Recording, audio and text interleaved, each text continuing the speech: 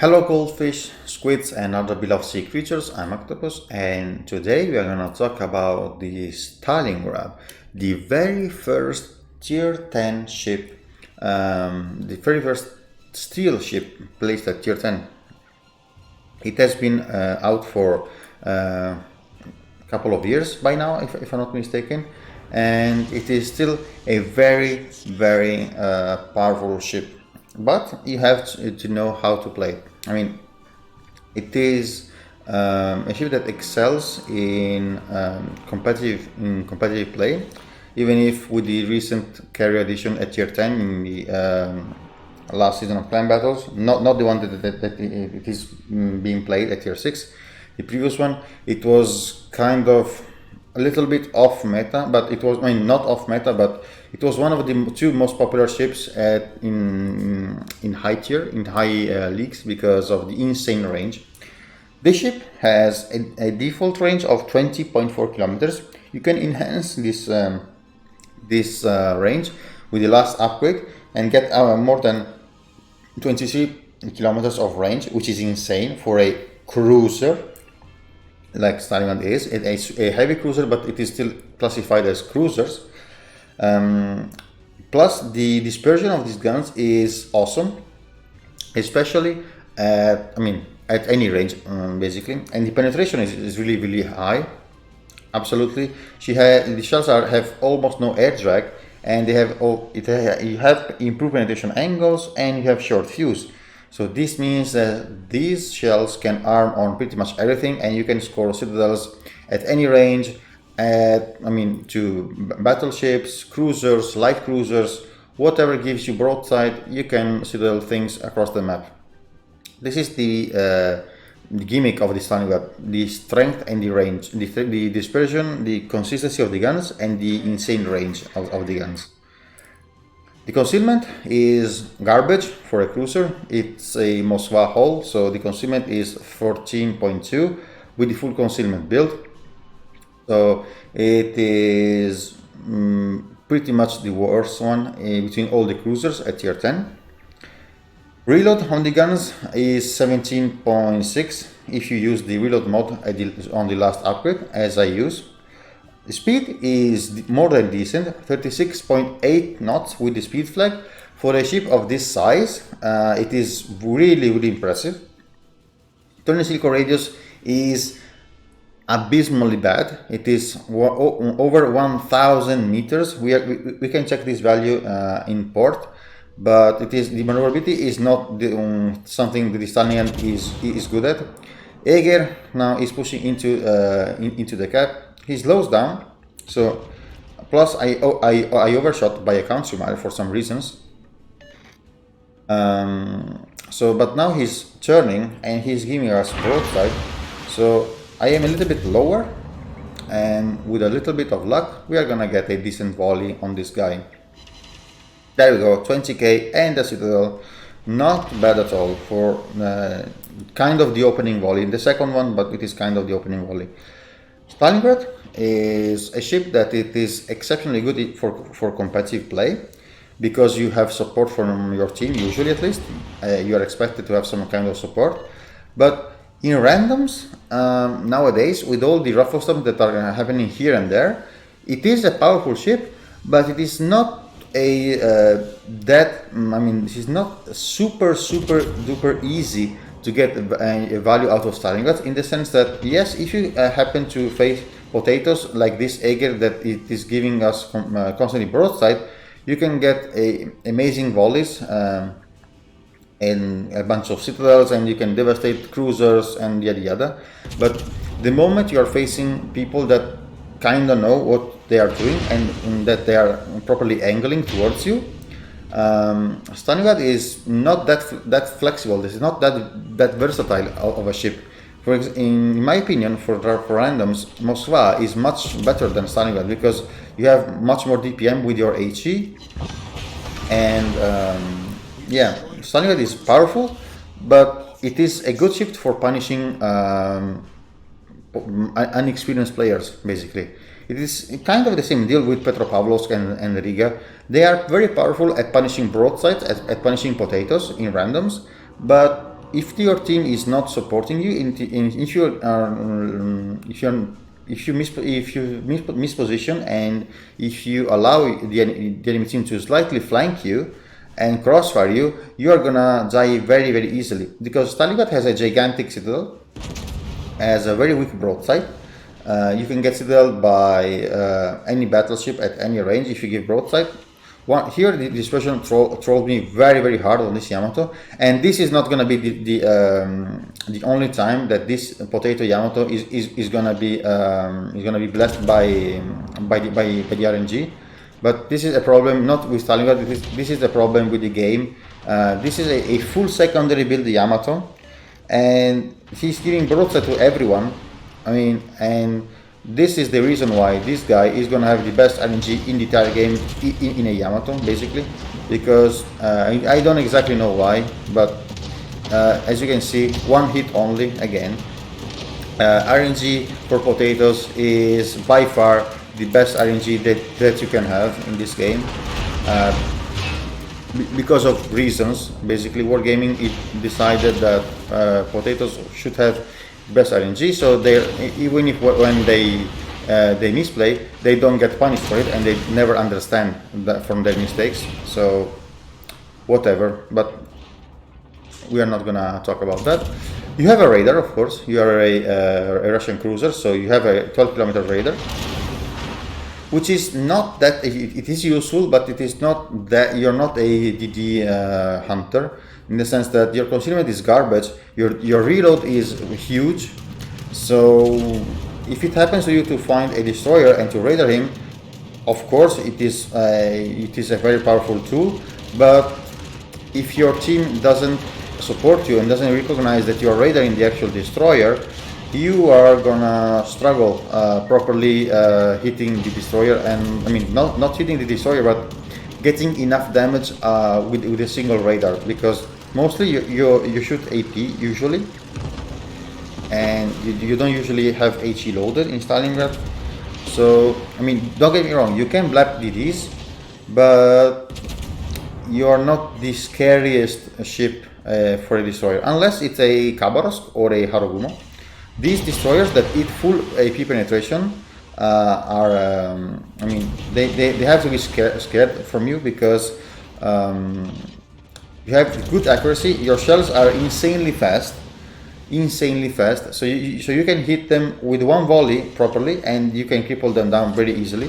But for example, the Shimakaze can get like 5-6k from your first volley. He can disengage, and you are gonna struggle hitting him a second time, because of the duration of your radar and the reload of your guns. So yeah, your main targets are BBs and cruisers, basically. As you can see here, I'm charging at this Yamato. We have an icebreaker of, what is that, 50 millimeters of armor, if I'm not mistaken, so she cannot overmatch us from the front. Once again, only one citadel and 3 overpens on a full broadsiding Yamato. If I was that Yamato, I would have been dead for like 3 times by now. But you know, people showing broadside like that always get away with it.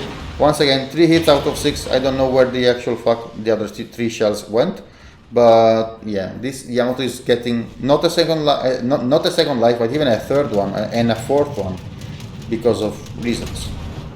Jaeger still giving us full broadside, but once again, maybe I'm aiming a little bit too high here. I'm not sure.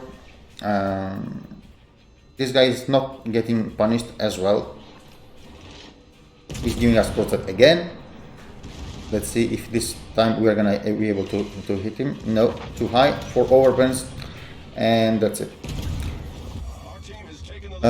What else? You don't have Hydro. You cannot load Hydro. You only have defensive AA, which is kind of useless, because I mean, Stalingrad AA is powerful, don't get me wrong, but if you get HE spammed a lot, you're gonna lose your AA, and yeah, your consumable is gonna be very, very useless. Now watch this.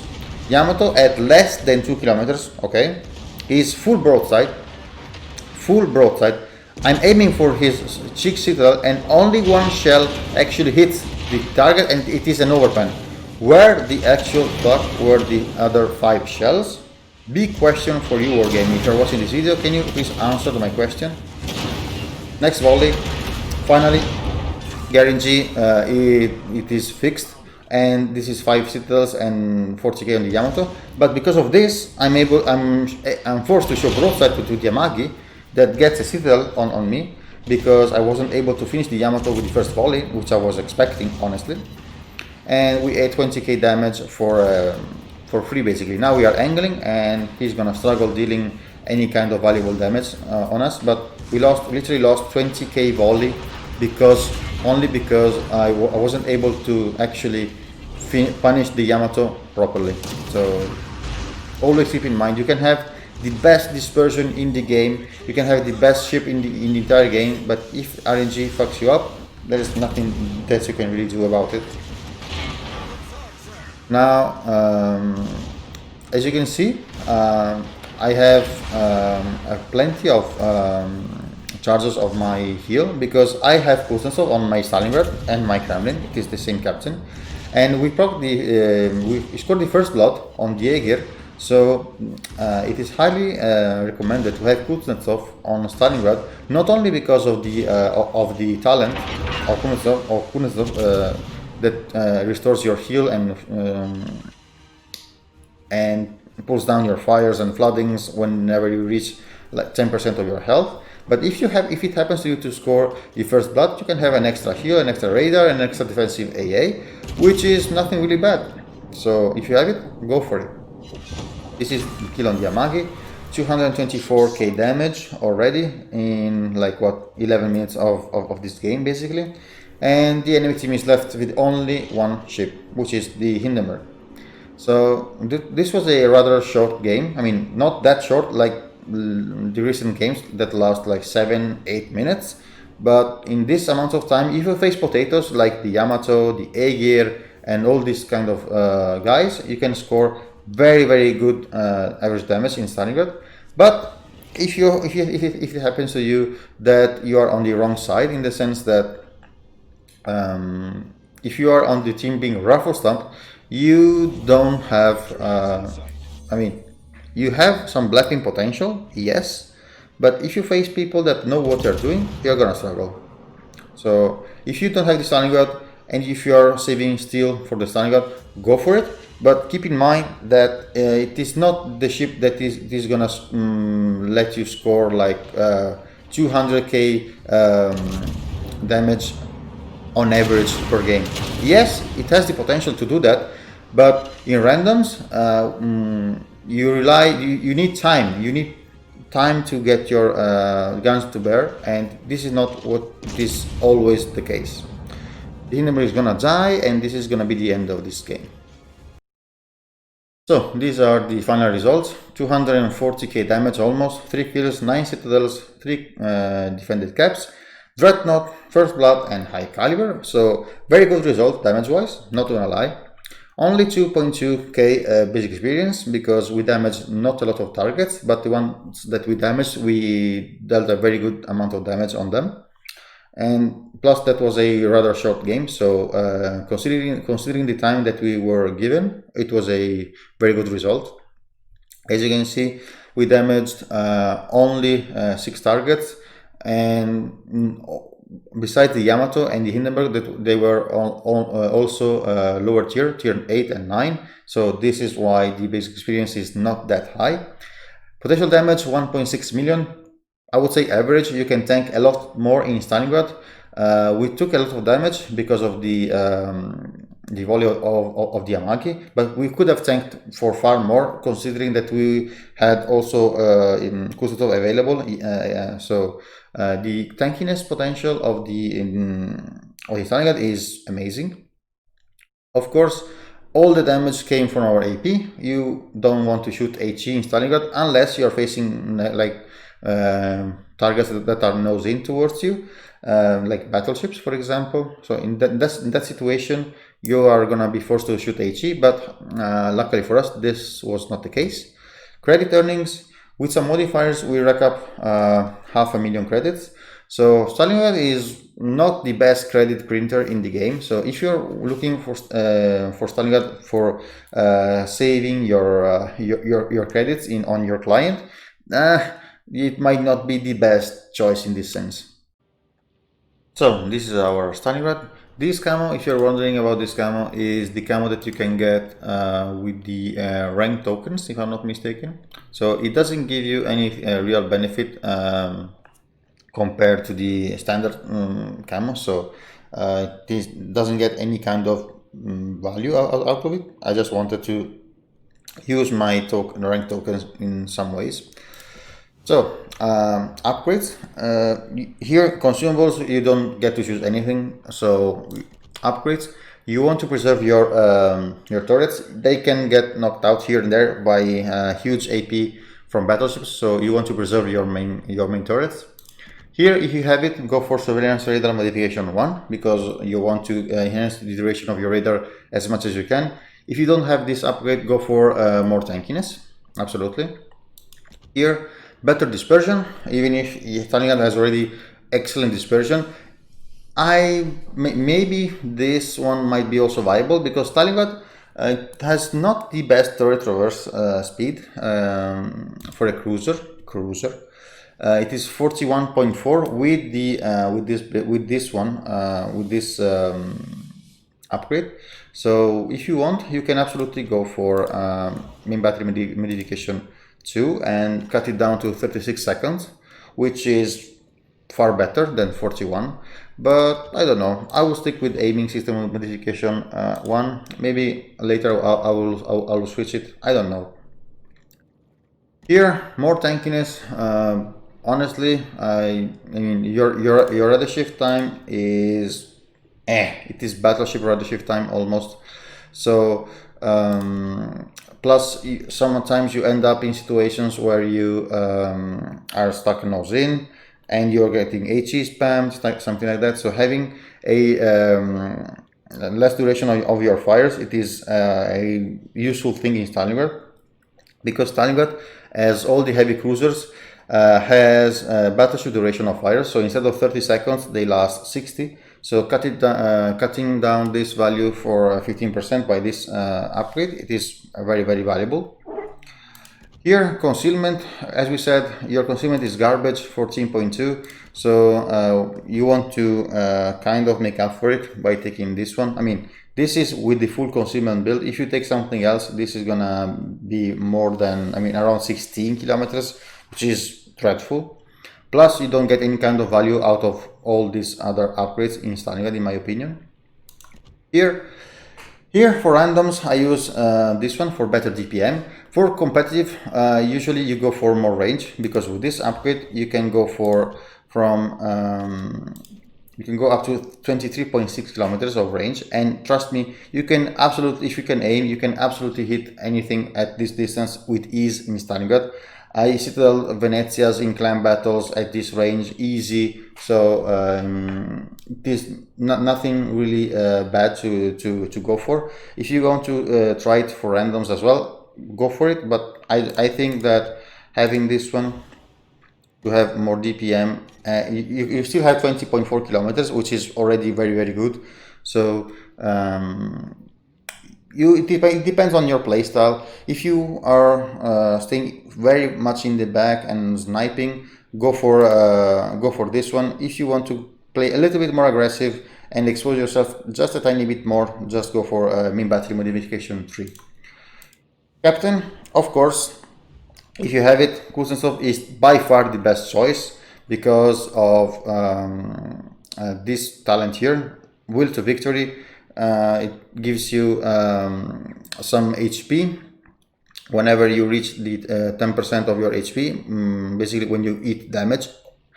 Plus, it extinguishes the fires and floodings that you have, and it repairs everything that you have damage on your ship. And also nerfs the enemy dispersion for 30 seconds, which is awesome. So you're getting a second life basically in this with this captain. If you don't have it, well, go for a standard captain. Also, Kuznetsov, as you just saw in this replay, has also this other talent that somebody usually forgets. But if you get the first blood, you get an extra heal, an extra radar, and an extra defensive AA, which is not bad at all. Imagine synergizing first blood and this one. You get one extra heal and plus this one if you get really much focus fire. This is by far the best captain for battleships, and also cruisers, like heavy cruisers like Stalingrad or even Moskva can benefit from this from Kuznetsov. Anyway, priority target, adrenaline rush, superintendent, and concealment expert. Then you build for fire prevention, because you are a huge target and you get a lot of HE spam. So having plus you have the battleship duration of fires, as we just said. So being able to get only 3 fires instead of 4 on your ship, it is not bad. Plus, of course, you still have minus 10% chance of catching a fire, which is not bad at all. Then I personally go for basics of survivability to cut it down even further, the duration of the fires. This is not that valuable. I mean, I find this to be good, but if you want, you can absolutely switch it for expert marksman and expert loader. So when you use your radar, you're able to switch from AP to HE in half of the time. This might be honestly the best configuration. This is the captain that I use on the Kremlin as well. So this is why I'm sticking with basics or survivability, since Kremlin doesn't benefit too much from expert marksman, of course. So I don't know, if you want, take this. If you don't want this, go for jack of all trades with the improved one. If you have Kuznetsov, it's amazing, and expert marksman, and then expert loader if you want. If you don't, just take this and jack of all trades. Flags wise, nothing special to say here. Reduced fire duration, better heal, better speed, faster consumables, better AA. Stalingrad AA is not bad at all. 355 continuous damage, not bad. And also the range is 6.6 seconds, which is not bad at all. So if you can slot this, go for it. You're gonna get value out of it. Also, you are usually you get focus fire by the carriers as well, because whenever you see a Stalingrad in randoms, everyone focuses Stalingrad. So having this is not bad at all. Other than that, you can go for reduction in floodings and ramming flag as well. Basically, what you get on a battleship, you get it on a Stalingrad as well, even if it is classified as cruiser. I mean, it is definitely more a battleship than a cruiser in many under many points of view. Sorry. Armor scheme of the Stalingrad. As you can see here, you have a 50 millimeters of an icebreaker. So this means that it is very unlikely that you are gonna get citadel from the nose. You have a sizable citadel here. As you can see, it stands way above the waterline. As you can see here, this is whole citadel. Yes, it has 180 millimeters of belt, but it is not gonna stop anything really. So don't give broadside in Stalingrad and Moskva. You can absolutely get devastated from battleships. Don't do it. But this thing prevents you from getting citadel from the front. Maybe if you are really unlucky and somebody gets some plunging fire, and you can maybe you can get, no, never mind. I forgot about this part here.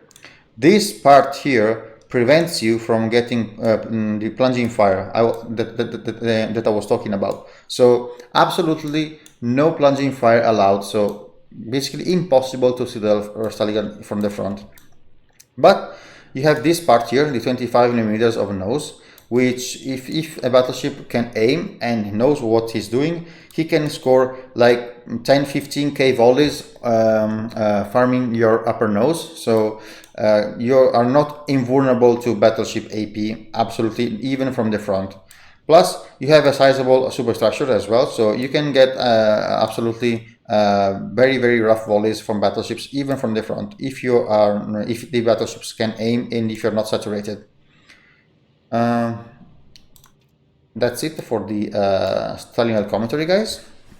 If you like this video, please leave a thumbs up and a comment down below. What the fuck? Subscribe to the channel for more content like this if you want. Every kind of support is very much appreciated. I will leave you in the description of the video the link to my Twitch where I stream and to my Discord that I recently opened. If you want to hop in, you are more than welcome.